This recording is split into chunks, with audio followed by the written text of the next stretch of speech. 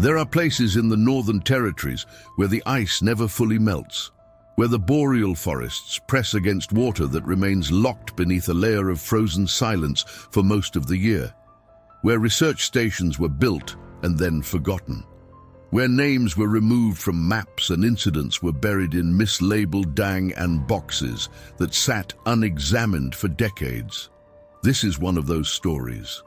A story about a woman who worked at a remote hydrological monitoring station.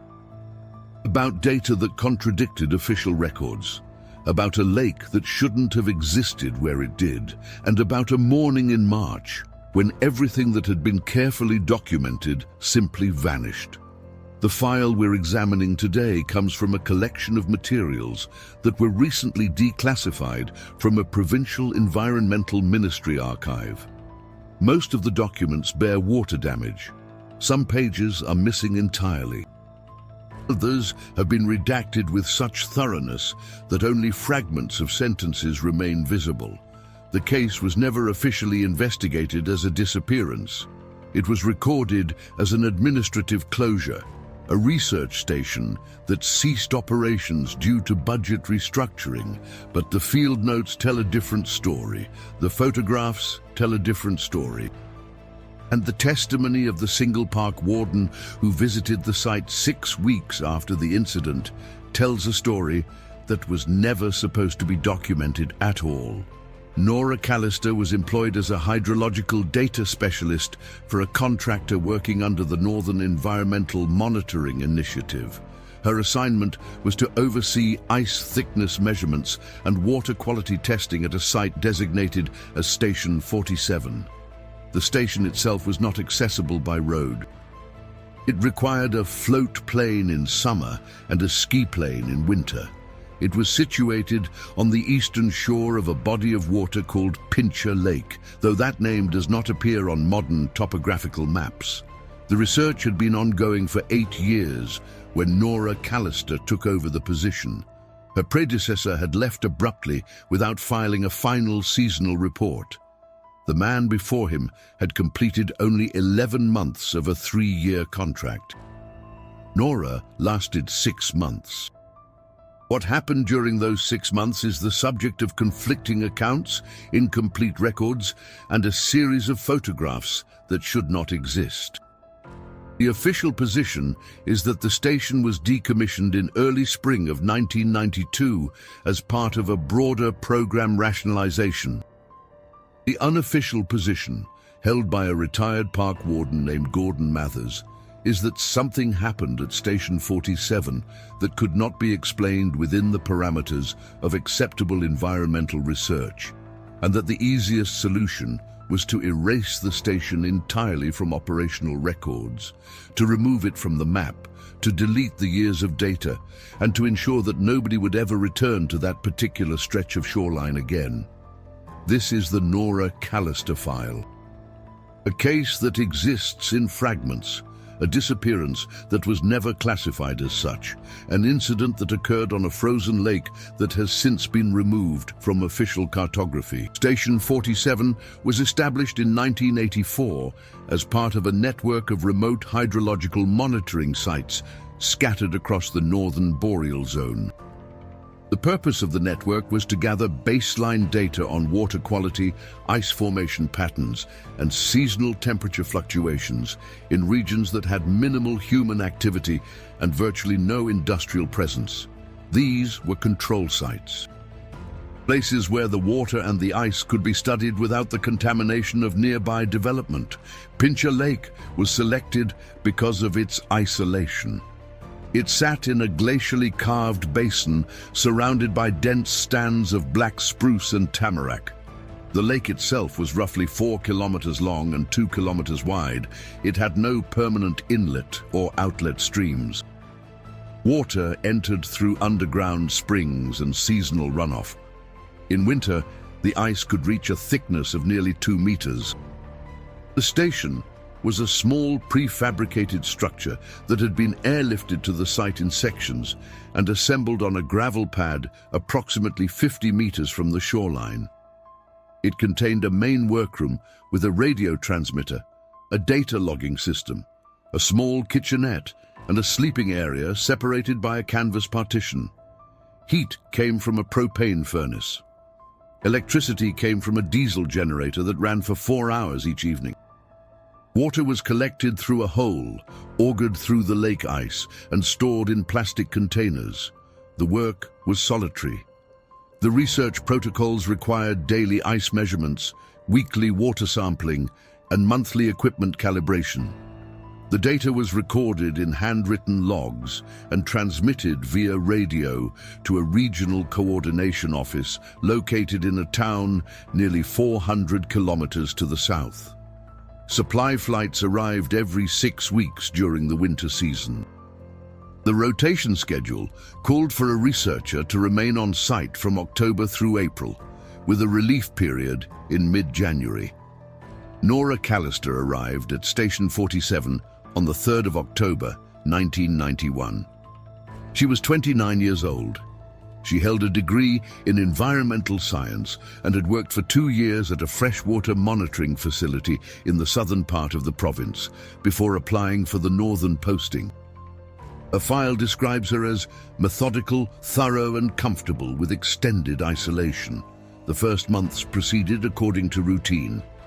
The early snow came in mid-October and covered the forest in a layer of white that would remain until the following May. The lake began to freeze in sections, the ice spreading from the sheltered bays inward until the entire surface was locked beneath a continuous sheet. Nora augured her sampling holes. She ran her measurements. She transmitted her data. The radio logs from October and November contain standard check-ins, weather conditions, ice thickness progression, minor equipment notes.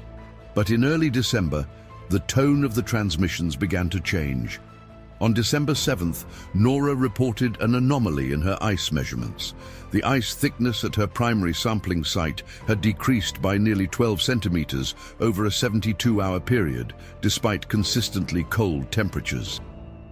She augured 3 additional test holes to verify the measurement. All 4 sites showed the same pattern. The ice was thinning.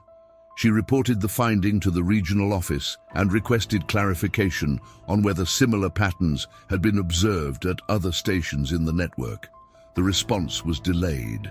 When it came, it instructed her to continue routine monitoring and to flag any further anomalies. On December 14th, Nora transmitted another report. The ice thickness had continued to decrease. Her measurements now indicated a thickness of only 60 centimeters in areas that should have been approaching 120 centimeters based on seasonal norms. She also reported hearing unusual sounds during the night, deep, resonant vibrations that seemed to travel through the ice itself.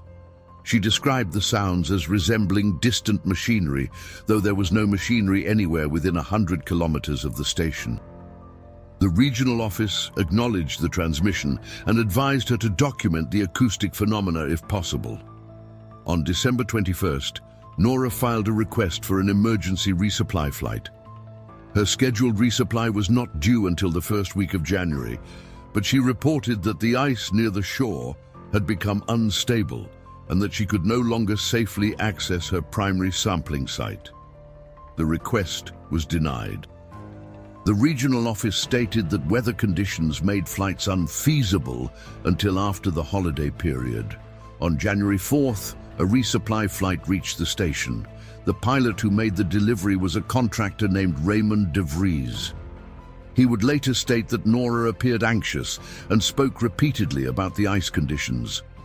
She showed him her data logs and asked if he had noticed anything unusual during his approach to the lake. He had not. The ice appeared solid from the air. He stayed on the ground for less than 30 minutes before departing. That was the last face-to-face contact anyone had with Nora Callister. Throughout January and into February, her radio transmissions became increasingly irregular. Some days she would transmit detailed field observations. Other days she would miss her scheduled check-ins entirely. The content of the transmissions also became fragmented. On January 19th, she reported that her equipment had begun malfunctioning. The data logger was recording temperature readings that fluctuated wildly within the span of minutes. The radio transmitter produced bursts of static that she could not explain.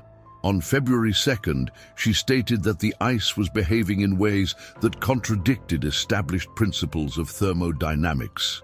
She described sections of the lake's surface that remained liquid despite air temperatures well below freezing. She described frost patterns that formed geometric configurations unlike anything she had seen in previous winters. And she described a growing conviction that the data she was collecting was being altered after transmission, that someone or something was intercepting her reports and modifying the records before they reached the regional archive. The regional office categorized these transmissions as stress-related. A notation was added to her file recommending psychological evaluation upon completion of her rotation. On February 12th, Nora requested permission to evacuate the station.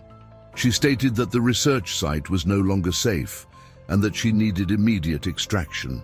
The request was logged but not approved. The regional office responded with a directive to complete her scheduled rotation, which was set to end on April 15th.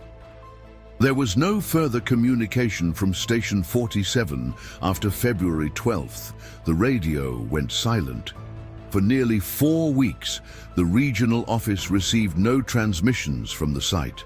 Standard protocol required follow-up after 72 hours of missed contact. That follow-up did not occur. On March 11, 1992, something happened at Station 47. What exactly occurred is unknown. There were no witnesses. There were no distress calls. March 11, 1992 was recorded in regional meteorological logs as a clear day with temperatures hovering around -15 degrees Celsius. Wind conditions were calm. Visibility was unlimited. It was the kind of northern winter day where the air is so cold it burns the lungs, and the light reflects off the snow with an intensity that makes the landscape feel unreal. Nora Callister's last recorded data entry is dated March 10th. The entry is brief. It notes ice thickness measurements at 3 sampling sites and includes a handwritten addendum that reads, "Movement confirmed beneath southern section, proceeding with documentation protocol." There is no entry for March 11th. The data log for that date is blank, but there are photographs, 12 photographs to be precise. They were found inside the station during the subsequent site visit. They had been developed using a portable field processing kit and were laid out on the workbench in a deliberate sequence. Each photograph is labeled on the reverse side with a timestamp and a brief description in Nora's handwriting. The first photograph, time-stamped at 0645, shows the frozen surface of Pincher Lake at dawn. The image is unremarkable, a flat expanse of snow-covered ice extending toward the distant tree line. But in the lower right corner of the frame, there is a dark linear feature, a crack, or perhaps a shadow. The description on the reverse reads, "Initial fracture observed from station perimeter." The second photograph, time-stamped at 0730, shows the same section of ice from a closer vantage point. The linear feature has widened. It is now clearly a fracture in the ice surface. The fracture runs in a nearly straight line for what appears to be several dozen meters. Nora's description reads, "Expansion rate inconsistent with thermal stress patterns." The third photograph, time-stamped at 0815, shows Nora herself standing beside the fracture. She's wearing a red parka and is holding a measurement pole. The fracture is now approximately 30 centimeters wide. The edges are smooth, not jagged. There is no indication of buckling or compression, which would typically accompany fracture events in lake ice. The description reads, "Width stable, no audible cracking, temperature -14. The fourth photograph, time-stamped at 0905, shows a view looking down into the fracture. The ice is at least 1 meter thick based on the visible edge. But the water beneath the ice is not black, as would be expected in a deep lake. It is illuminated. There is light coming from below the surface. Nora's description reads, subsurface luminescence, source unknown, no equipment deployed in this sector. The fifth photograph, time-stamped at 0950, shows the fracture beginning to close. The gap that had been 30 centimeters wide is now reduced to less than 10 centimeters. The edges of the ice appear to be moving toward one another. Nora's description reads, compression observed, no external force detected, documenting closure rate. The sixth photograph, time-stamped at 1032, shows the fracture completely sealed. There is no visible seam. The ice surface appears continuous, as if the fracture had never existed. Nora's description reads, complete closure in under 90 minutes, surface temperature unchanged, recommending immediate site evacuation. The seventh photograph is time-stamped at 11:15.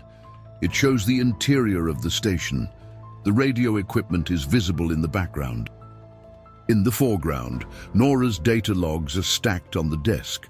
Several pages have been removed and are laid out separately. The description reads, transmission failures during documentation period, evidence of signal interference on multiple frequencies. The eighth photograph, time-stamped at 1240, shows the southern section of the lake from an elevated position. There is a circular formation visible on the ice surface. It is approximately 50 meters in diameter and consists of what appears to be concentric rings of discolored ice. The description reads, pattern emerged during mid-morning observation, formation not present at dawn survey.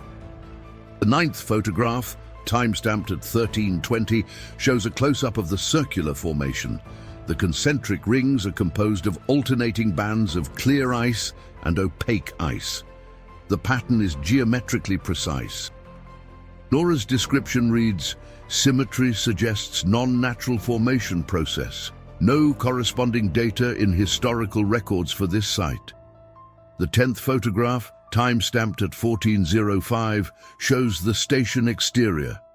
The door is open. Supply containers are visible on the ground outside. The description reads, preparing emergency cache, evacuation attempt planned for 1500 hours. The 11th photograph, time-stamped at 1530, shows the tree line to the east of the station. There is a figure visible among the trees. The figure is distant and indistinct, but it appears to be humanoid in shape. Nora's description reads, movement observed in perimeter zone, single entity, non-responsive to verbal contact. The 12th photograph has no timestamp. It shows the interior of the station again. The radio equipment is dismantled. Wires have been pulled from the transmitter housing. The data logs are gone. The description on the reverse reads, extraction no longer viable, implementing containment protocol secondary. These are the last physical records created by Nora Callister. After the 12th photograph, there is nothing. No further data entries, no additional documentation, no indication of what happened next. The photographs themselves raise more questions than they answer. What was the source of the subsurface luminescence? What caused the fracture to close with such speed? What was the circular formation on the ice? And who or what was the figure in the trees? The station was not visited again until April 29th, 49 days after the incident. The delay was not explained in any official documentation. When Park Warden Gordon Mathers finally arrived at the site, he found the station abandoned but largely intact. The door was closed but not locked. The interior was cold, but showed no signs of struggle or hasty departure. Gordon Mathers had been a park warden for 17 years when he was dispatched to Station 47. He was experienced with remote site inspections and had conducted dozens of routine checks on backcountry facilities over the course of his career. But the visit to Station 47 was not routine. He was given minimal briefing before departure. He was told that contact had been lost with the research station and that his role was to assess the site condition and secure any materials that required retrieval. He was not told that the researcher was missing. He was not told about the anomalous radio transmissions.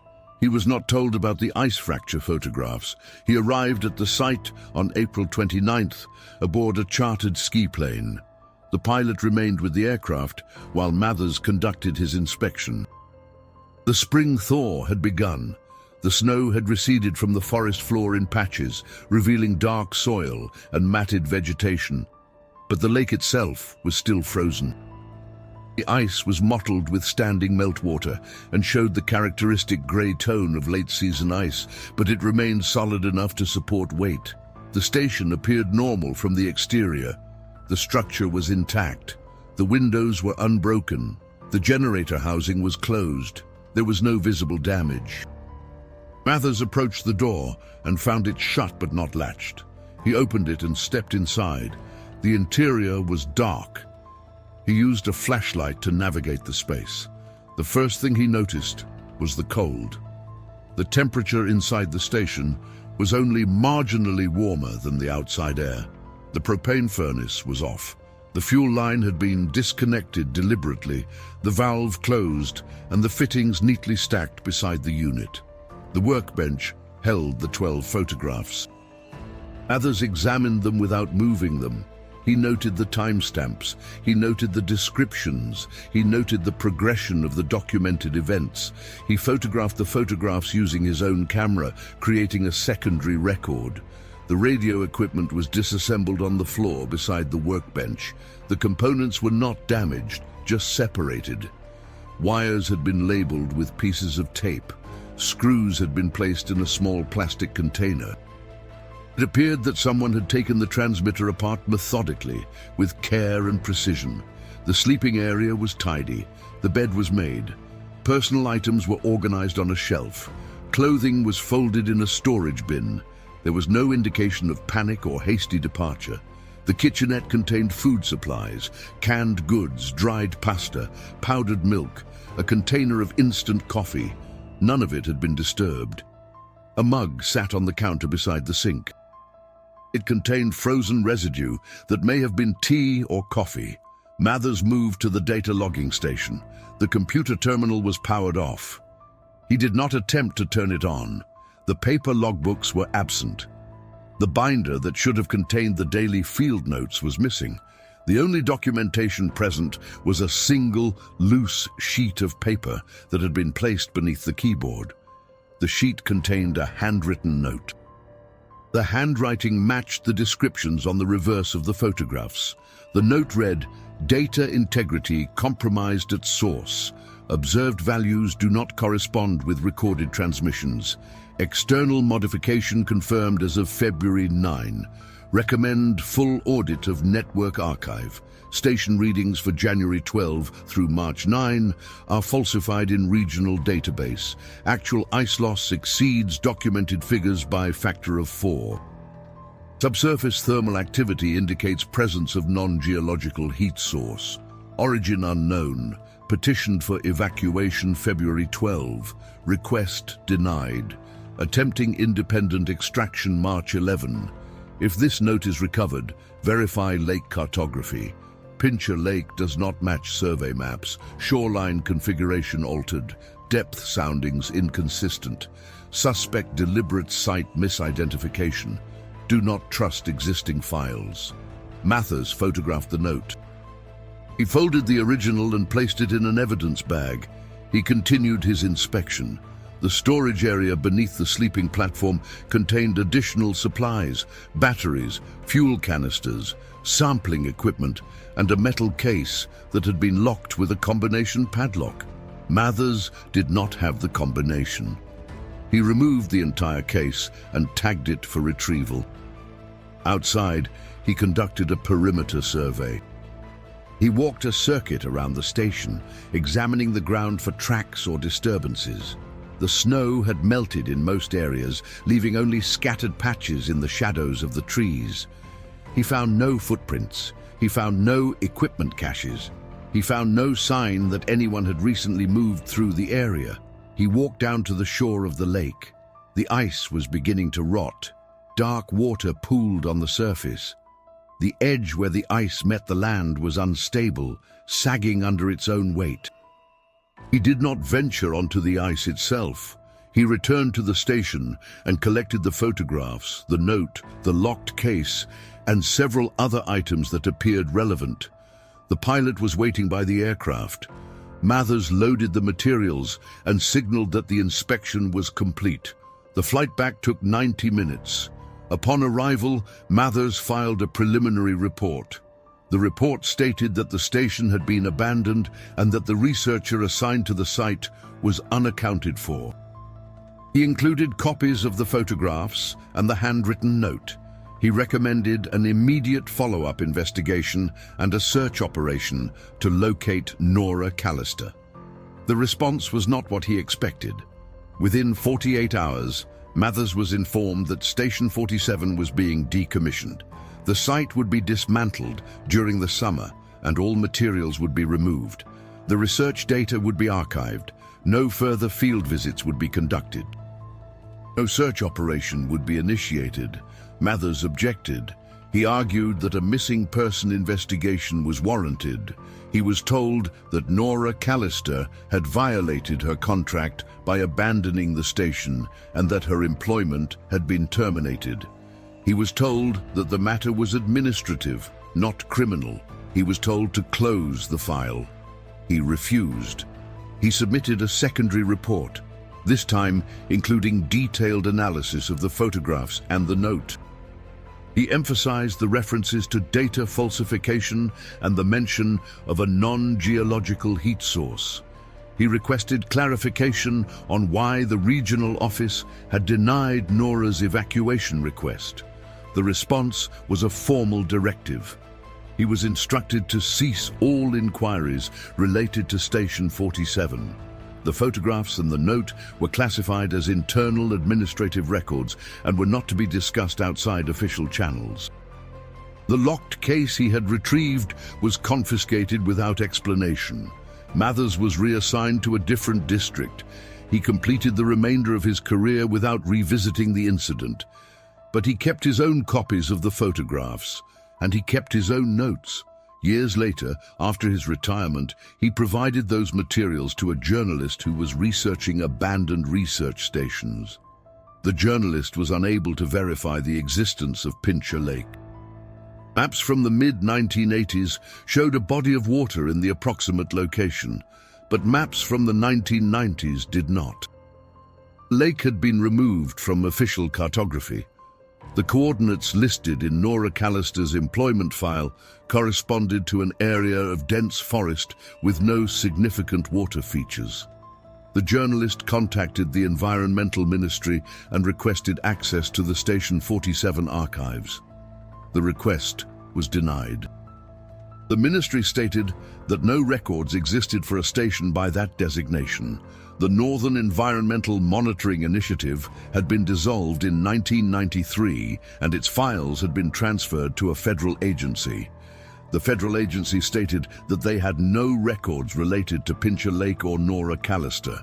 The journalist published a brief article outlining the discrepancies.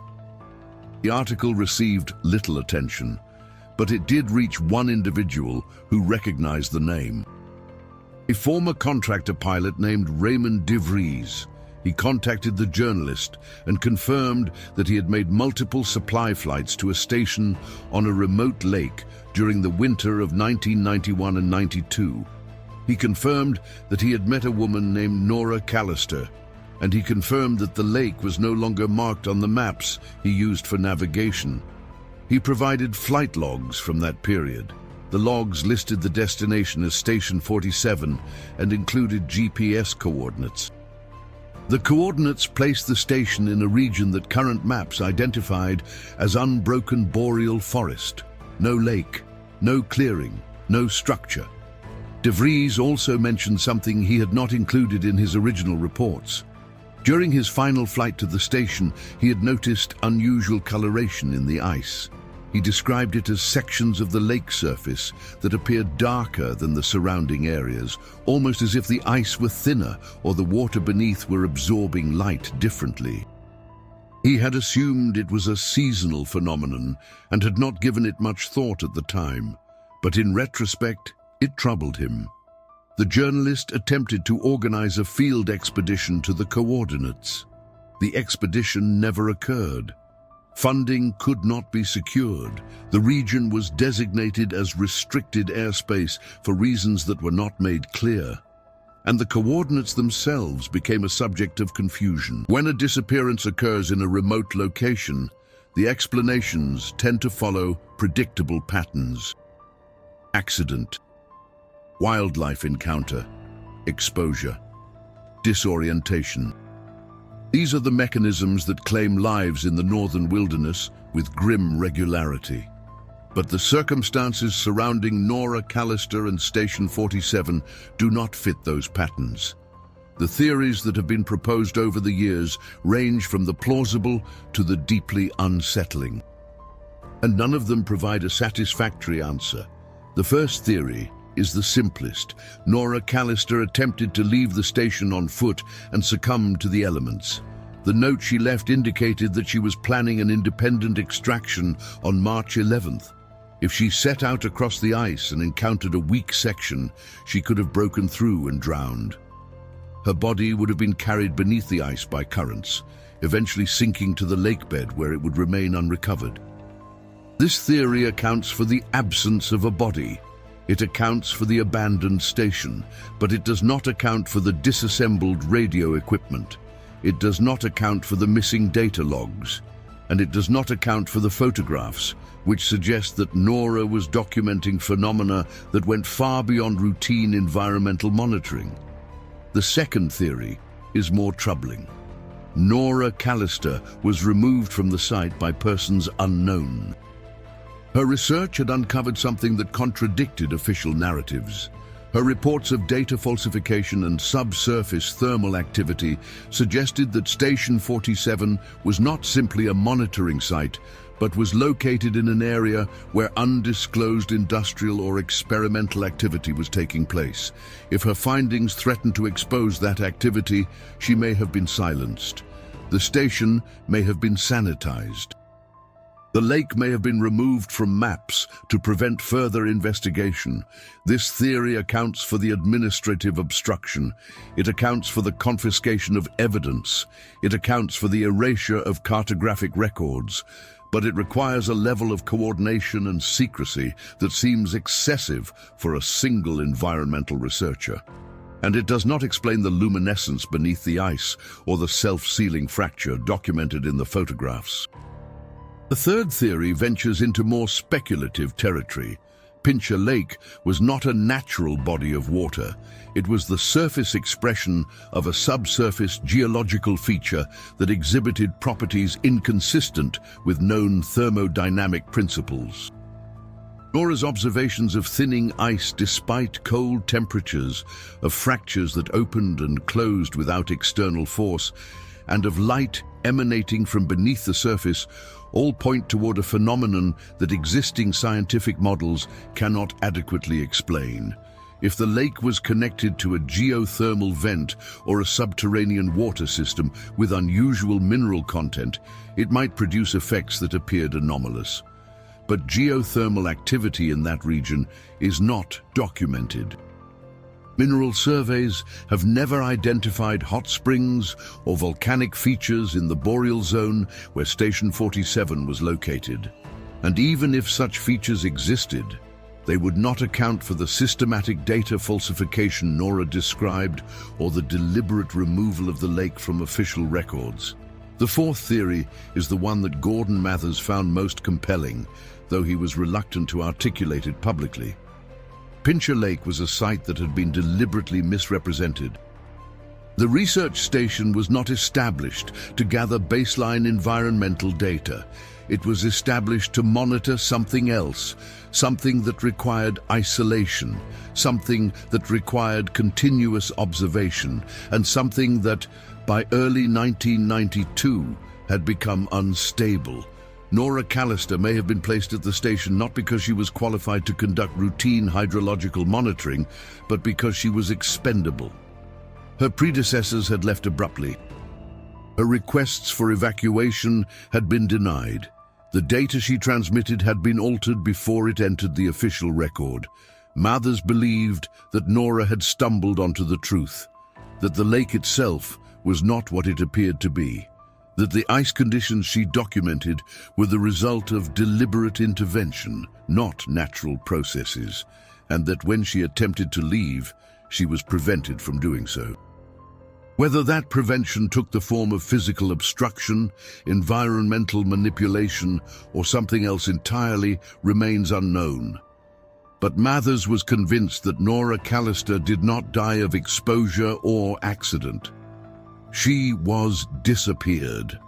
The fifth theory is the one that emerges from the photographs themselves, the image of the figure in the trees, the presence of something or someone at the perimeter of the station. The description Nora wrote, movement observed in perimeter zone, single entity, non-responsive to verbal contact. This suggests that Nora was not alone on March 11th, that there was another presence at the site. The figure could have been another person. A researcher or agent dispatched to the station to intervene, but if that were the case, there would be records of the visit. There would be flight logs or radio contact. There would be some trace of official involvement. The figure could have been something else, an individual who had been living in the forest surrounding the station, a transient or an isolate who had avoided detection. The northern wilderness is vast enough to conceal such individuals, and there are documented cases of people who have lived for years in remote areas without making contact with authorities. But the description, non-responsive to verbal contact, is strange. It implies that Nora attempted to communicate with the figure and received no reply. It implies a presence that observed but did not engage. The sixth theory is the one that cannot be entirely dismissed, though it strains credulity. The events at Station 47 were not the result of human action or natural phenomena.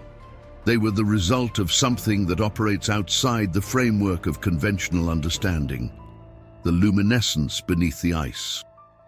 The geometric formations on the surface, the rapid opening and closing of fractures, the alteration of transmitted data, the erasure of cartographic records, these elements taken together suggest a coherence that is difficult to attribute to coincidence or to the actions of a bureaucratic cover-up alone.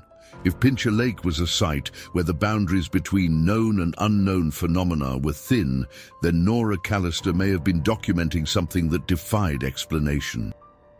And her disappearance may have been not an act of violence or negligence, but a consequence of proximity to something that should not have been observed. This theory is the least satisfying because it provides no closure. It offers no mechanism. It names no responsible party, but it is the theory that haunts those who have examined the case most closely, because it is the only theory that accounts for all the evidence without requiring elaborate conspiracies or improbable coincidences. It simply suggests that there are places in the northern wilderness where the rules are different, where the ice behaves in ways it should not, where light comes from sources that have no name, and where people who venture too far into the cold and the silence sometimes do not return. Nora Callister may have found such a place, and in documenting it, she may have crossed a threshold from which there was no return. The theories do not bring us closer to the truth. The file on Nora Callister remains officially closed. There is no active investigation. There is no search operation. There is no acknowledgement from any governmental agency that the events described in this account ever took place. Station 47 does not exist in any current database. Pincher Lake does not appear on any modern map. The Northern Environmental Monitoring Initiative has been dissolved, and its records have been dispersed across multiple archives, most of which deny having any materials related to the case. The photographs that Gordon Mathers retrieved have been preserved in private hands. They are the only physical evidence that remains accessible to researchers and journalists who continue to ask questions about what happened in the northern wilderness during the winter of 1992. The photographs have been analyzed by independent experts. The film stock has been verified as consistent with the period. The images show no signs of manipulation or alteration. They are authentic records of something that occurred, but what they depict remains open to interpretation. The luminescence beneath the ice could be explained as a reflection of sunlight passing through a section of thinner ice. The fracture could be explained as a thermal expansion event captured in stages. The circular formation could be explained as a natural pattern produced by wind-driven snow accumulation. Each individual element taken in isolation can be rationalized. But the elements do not exist in isolation. They form a sequence, a progression of events that Nora Callister documented with care and precision, and that sequence, viewed as a whole, resists easy explanation. The note that Mathers found beneath the keyboard has also been analyzed. Handwriting experts have confirmed that it was written by Nora Callister. Linguistic analysis suggests that it was composed under stress, but not under duress. The language is precise. The references to data falsification are specific. The claims about subsurface thermal activity are technical and grounded in observational evidence. The note is not the product of panic or delusion. It is the product of someone who believed they had uncovered a significant discrepancy and who was attempting to ensure that the information would not be lost. The final line of the note is particularly haunting. Do not trust existing files. It suggests that Nora had come to understand that the official record was unreliable, that the maps were wrong, that the data had been tampered with, that the very foundation of the research she had been conducting was built on falsified information. If she was correct, then the implications extend far beyond a single missing person.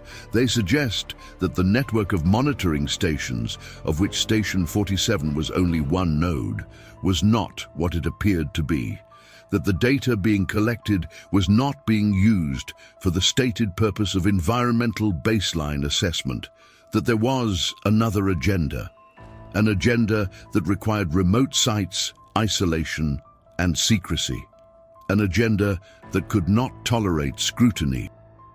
Attempts to verify Nora's claims have been unsuccessful. The regional coordination office that received her transmissions was closed in 1993. The staff were reassigned or retired. The transmission logs were transferred to federal custody and have since been classified as protected under privacy legislation. Requests to access those logs have been denied on the grounds that they contain personal information about individuals who have not consented to disclosure. The contractor that employed Nora Callister went out of business in 1995. The company's records were not preserved. The few former employees who could be located have stated that they have no recollection of Station 47 or of anyone named Nora Callister. Raymond DeVries, the pilot who made supply flights to the station, provided the most concrete corroboration of the site's existence. But even his testimony is incomplete. He remembers the flights. He remembers the lake. He remembers the woman. But he doesn't remember anything unusual about the site itself. He describes it as just another remote station in a region full of remote stations.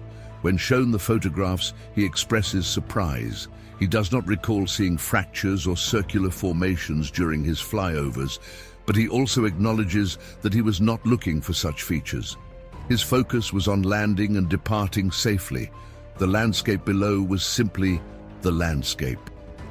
The question of what happened to Nora Callister has no definitive answer. She may have died attempting to leave the station. She may have been removed by agents who sought to suppress her findings. She may have encountered something at Pincher Lake, that defied natural explanation and that claimed her as a consequence of that encounter. Or she may have walked away, left the station deliberately, discarded her identity and her past, vanished into the vastness of the north and chosen never to be found. This final possibility is the least discussed but not the least plausible. People disappear by choice more often than we acknowledge. They walk away from lives that have become unbearable. They erase themselves. They start over in places where no one knows their name. Nora Callister may have reached a point where the isolation, the stress, and the realization that her work was being manipulated became too much. The note she left may have been a final act of documentation before she decided to leave everything behind. But if that is what happened, she has never resurfaced. No one matching her description has been reported living in remote communities across the Northern Territories. No financial records show activity under her name after March of 1992. No attempts have been made to contact family or former colleagues. If Nora Callister chose to disappear, she did so completely. The lake itself remains the most perplexing element of the case. The assertion that it was removed from maps is difficult to verify because maps are constantly updated and features are sometimes reclassified or renamed. But the specific coordinates provided in the flight logs do not correspond to any significant body of water in current geographical databases. Satellite imagery of the area shows dense forest and several small ponds, but nothing that matches the size or configuration of Pincher Lake as described in the case documents. It is possible that the lake was seasonal, a feature that existed only during certain hydrological conditions and that has since drained or dried. But seasonal lakes do not typically support multi-year research stations. They do not typically freeze to a depth of 2 meters. They do not typically warrant the investment of resources required to establish a remote monitoring site. The alternative is that the lake was always a misnomer, that the body of water at Station 47 was not a lake in the conventional sense, but was something else. A reservoir, a flooded quarry, an artificial impoundment created for purposes that were never publicly disclosed. If that is the case, then the removal of the lake from maps was not an error or an oversight. It was a deliberate act of concealment, and the site itself may have been decommissioned not because of budget constraints, but because whatever purpose it served had been fulfilled or had failed. The case of Nora Callister is a reminder that the northern wilderness holds more secrets than we imagine, that the silence of the forest is not empty, but full of things we do not understand, that the ice beneath our feet is not solid, but fragile, concealing depths that remain uncharted. The file is closed, but the questions remain open. And in the archives, in the drawers of retired wardens and the memories of pilots who flew over unnamed lakes, the fragments of the story persist, waiting for someone to piece them together, waiting for someone to ask the right questions, waiting for the ice to thaw and reveal what has been hidden beneath the surface all along.